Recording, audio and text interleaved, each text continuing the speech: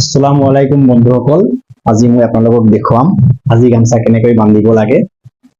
হাজি ৰুমাল বুলিও কয় কিছুমানে। প্ৰথমতে আপুনি এনেকৈ ল'ব, লৈ পেলাই এনেকৈ ধৰিব, তাৰপিছত এইটো এনেকৈ কৰি ল'ব। দেখিছে, ভালকৈ দেখুৱাইছো।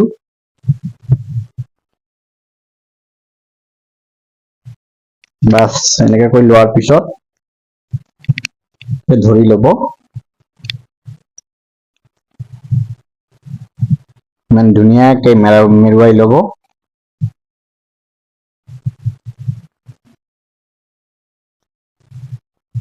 বাছ ইফালে ল'ব, লৈ পেলাই ইয়াতে সোমাই দিব।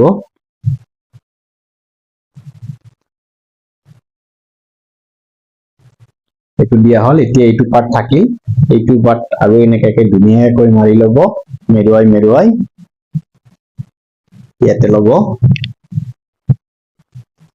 দিয়া হ'ল। এতিয়া দেখিলে এইটো ইয়াতে মাৰি ল'ব।